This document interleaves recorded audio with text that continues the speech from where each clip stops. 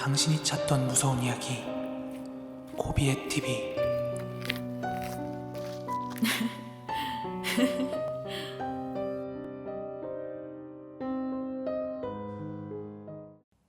코린 여러분 안녕하세요. 코비의 TV입니다. 오늘 준비한 무서운 이야기는 코비의 TV 구독자 마스님의 사연으로 이야기 시작하도록 하겠습니다.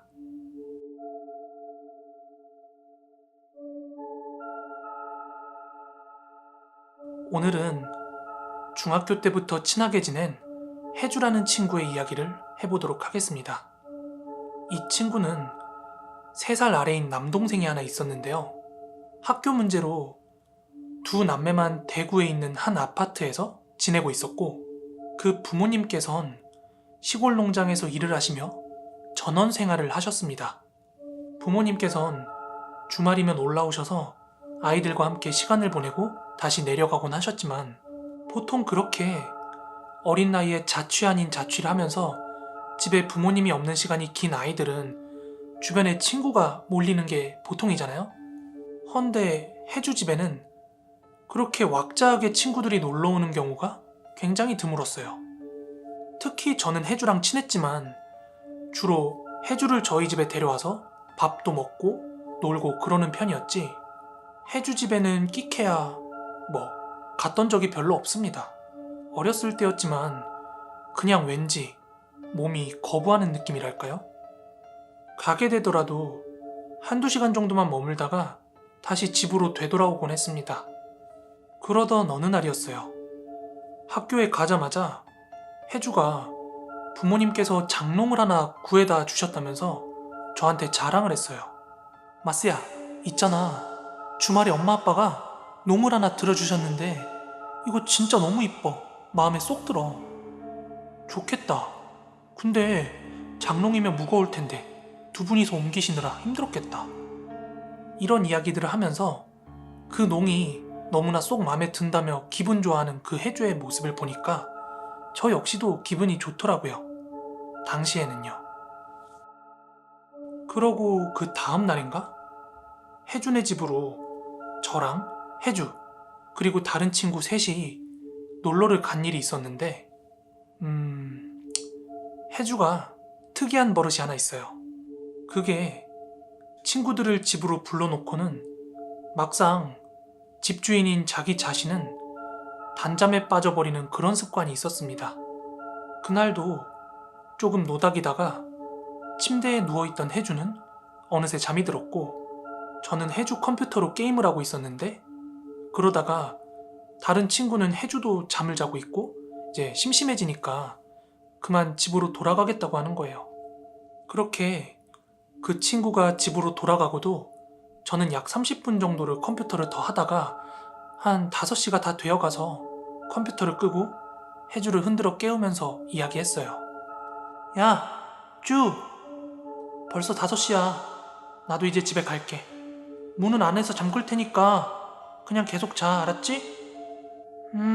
알았어. 들어가. 아, 한 가지 더.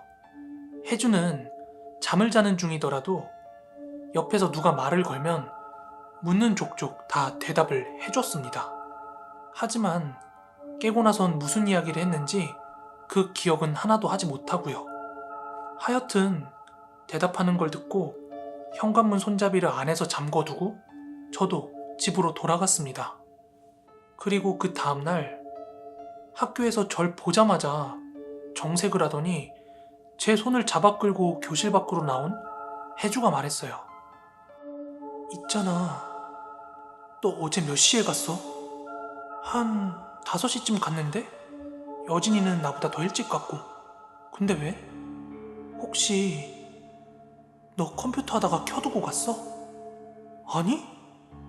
CD도 다 빼놓고 모니터도 껐고 차단기 버튼도 다 눌러놨는데 왜?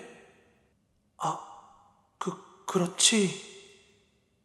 나 어제 집에서 귀신 봤어. 혜주는 제가 집에 간다고 인사를 했을 때 어렴풋이 잠에서 깨어있는 상태라고 했습니다. 그래서 본인도 기억을 하는데 제가 문을 닫는 소리까지 듣고 다시 스르르 잠에 들었는데, 한참 더 지나서 문득 누군가가 컴퓨터 키보드 자판을 치는 소리가 들렸대요. 이러는 타자 소리요. 그래서 벌써 동생이 왔나 싶어서 실눈을 떴는데, 약간은 어두웠던 방 안에서 컴퓨터 앞에 앉아서 모니터 불빛을 받으며 타자를 치고 있는 사람의 형태가 보였답니다. 여진이야? 아직 안 갔어? 그렇게 잠에 들려다가 불현듯 후다닥 일어났는데, 컴퓨터는 켜진 상태 그대로, 의자까지 그대로 빠져 있었답니다. 동생도 아직 학원에서 오지 않은 상태라서 집안에는 혜주 외에는 아무도 없었습니다. 제가 분명히 기억하는데, 혜준에 놀러 갈 때면 얘가 단잠에 빠지는 경우가 많아서 제가 집에 가야 할 때가 되면 컴퓨터도 끄고 의자도 집어넣고 그렇게 정리를 다 하고 나와요. 그날도 역시 마찬가지로 정리를 다 하고 나왔던 기억이 분명합니다. 헌데 그 이야기를 하면서 혜주가 워낙 무서워하길래 그냥 제가 차단기를 잘못 눌러서 다시 켜졌는갑다 하고 그렇게 무마시켰는데, 그 다음날 또 다른 일이 발생했습니다. 참고로 제가 학창시절 때는 두발 자유화가 아니라서 귀 밑 2cm까지만 머리를 기를 수 있는 그런 규정이 있었어요. 그래서 같은 학교 친구들 모두 다 단발머리였죠. 헌데 혜주가 집 청소를 하다가 컴퓨터 책상 밑에서 아주 기다란 머리카락을 발견했다고 아주 난리가 났었습니다. 혜주의 어머니께서도 짧은 파마머리라서 그렇게 긴 머리카락이 존재할 수 없는 상태의 집이었는데, 어림잡아도 60cm가 넘는 길이의 머리카락이 나왔다는 거예요. 그 이전에 청소를 할 때는 이런 게 발견된 일이 한 번도 없었는데, 이 컴퓨터 사건을 겪고 나서 나온 거라서 혜주는 거의 완전 패닉 상태가 되었어요. 유일한 룸메이트였던 혜주의 동생은 남동생이라 아주 짧은 커트머리였고요. 저는 혹시라도 여러 가닥이 합쳐져서 길게 보인 거 아니냐 그렇게 혜주한테 물어봤더니 본인이 이렇게 당겨도 봤대요. 근데 분명하게 한 가닥이 긴 머리카락이었답니다.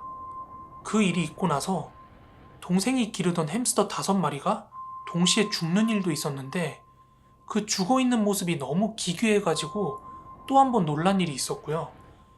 여러분들 중에 햄스터 길러보신 분들 아실 거예요. 먹이를 안 줘서 한 마리가 다른 한 마리를 잡아먹는다 그러면 적어도 한 마리는 살아있어야 되는데, 그 5마리가 너무 기괴한 모습으로 동시에 죽어 있었다는 거죠. 하루아침에. 그리고 그 이후 어느 날 아주 결정적인 사건이 하나 발생합니다. 그날은 혜주가 방에서 컴퓨터를 하다가 물을 마시려고 부엌으로 나왔는데, 혜주 방 옆으로 현관 중문이 있었거든요. 그 중문에서 한 여자를 보았답니다. 헉 하고 놀라서 고개를 돌려보다가 순간 동생의 여자친구인가? 하고 생각을 했었는데, 그런 것 치곤 나이도 많아 보이는 데다가 빨간 가죽 자켓에 짧은 스커트 차림을 하고 있더래요. 그렇게 아주 매섭게 자기를 노려보다가 어느 순간 사라졌다고 하고요. 하여 바로 시골에 계신 엄마한테 전화를 했다고 합니다. 통화를 하면서 최근에 햄스터가 죽었던 일, 머리카락이 나왔던 일, 그리고 조금 전에 봤던 여자 환영까지 그렇게 엄마한테 다 이야기를 했는데, 혜주 어머니께서 좀 놀란 반응을 하셨다네요. 보통의 부모님들 그런 거 별로 대수롭지 않게 넘기잖아요. 아무튼 나중에 엄마 말씀이 그 혜주 집에 들여놨던 장롱이 실은 시골에 계시던 동네 사람에게 받아온 물건이었는데, 너무 새 것이라 받아와 보니 안에 붉은 재킷이 하나 걸려있던 채였다고 합니다. 그래서 혜주 어머니께서 전 주인에게 재킷이 하나 걸려있는데 이거 깜빡한 거 아니냐 이렇게 묻자, 전 주인은 그냥 그거 버려도 상관없다 이랬대요. 그래서 해주 어머니는 아무 의심 없이 그 재킷을 내다 버리셨고 장롱만 해주 집으로 들이신 거였어요. 그런데 해주가 빨간 재킷을 입고 있는 한 여자가 해주를 노려봤다 하는 그 얘기를 듣고 나서 엄마가 그 전주인한테 가서 그 이야기를 그대로 했나 봐요. 여기서 굉장히 어이가 없었던 게 그 장롱은 그 전주인의 딸이 사용하던 거였는데 뭐 사고였는지 스스로 생을 마감한 건지는 정확히 모르겠지만 여튼 이 세상 사람이 아니었고 집에 두려니까 좀 그래서 새거나 다름없는데 필요하면 가져가라 하고 그렇게 해주 어머니한테 준 거였대요. 게다가 그냥 받아오기도 좀 뭐해서 얼마 정도 지불을 하고 또 가져온 거라 하더라고요. 하여간 해주 어머니께서는 그런 거 전혀 모르고 자기 딸이 쓰던 건데 지금은 아무도 안 쓴다.